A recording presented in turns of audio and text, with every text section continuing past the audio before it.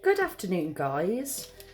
I was pulling a few cards for myself because I've not had the best sleep, or amount of sleep anyway, and I feel a bit, dunno, when you're just like, ugh. So I thought I'll pull myself some cards, and then I thought I may as well bring you guys in as well, as we're all one. Now, these two are quite conflicting energies because it's going from, right, this is how I'm viewing it, okay? So, first half of the day, a bit pants, right? In terms of the way that we're feeling inside because we're tired. And, it's been a very long week. And I also feel like the moon is playing a little bit of havoc with me. And I just feel tired and quiet. So, then opposing the second half of the day, maybe, in terms of like anything spiritual or, me connecting with spirit and stuff like that, it can really turn my day around. So I did a prayer and I put protection over myself. And I've asked, please take away the tiredness and fill me with joy and happiness, right? And it was really weird that these two come out. To me, that's basically saying, okay, Rosie, we've heard you. Then I asked, please, can you give me something positive that's gonna, give me that oomph for the rest of the weekend, yeah? And out come the Four of Swords and the Magician.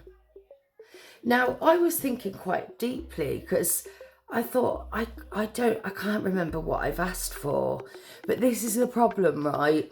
When I'm tired and I was in a lot of pain in my legs last night, it's sort of set my fibro off and my brain's a bit like, I get like this fogginess. But whatever it is, it's going to be a surprise. And I'll be like, oh, bloody hell, yeah, I forgot about that. But whatever this is, because, you guys are on the same level as me in terms of frequency and vibration, right? So I can imagine that you guys might feel quite similar today. It's a bit like a moon hangover, right? Or you could be hungover. But in terms of, right, I need to sort of explain this one a little bit because otherwise it's not going to make sense. So I have sort of come to terms with the fact that there's only so much healing we can do on our own. And don't get me wrong, a lot of it is very personal. And I feel like you come to a stage where there's nothing more that you can do to enable any more healing. Actually, it requires other people getting involved. This could be in any concept, right? So it could be romantic, or it could be friends, it could be family, it could be business. But whatever it is, I feel like it's in my mind's eye, I can see like gates opening. So whatever you have been doing, it's a big well done sticker, because actually the universe is listening. And, we do like to heal, don't we? Another thing I want to say about these, it's actually when we're unrested, it's more difficult to be able to manipulate energy because that's realistically what we're doing. But it's harder to do that when you aren't rested. So if you are feeling like me, then please take the time out to rest. There's only so much that actually we can do. And if you can't be doing with anyone, sort of, I don't know, forcing opinions or asking you to do something that you don't want to do, or, you know, giving unsolicited advice, right? Anything like that, just step back, maybe spend a bit of time on your own. But when you are feeling charged, listen to your intuition and actually listen. Can you hear that quietness? That's when we can hear, right? And say, for instance, it could be telling you to get off your bottom and go to Tesco's, right? Or it could be get your glad rags on because someone's invited you to, say, go out for a meal, right? And if there's that thing saying to you, go, then make sure you do. But also, if your intuition is telling you to rest and not go anywhere, don't go anywhere. Right, then it was quite interesting with the Six of Pentacles and the Moon.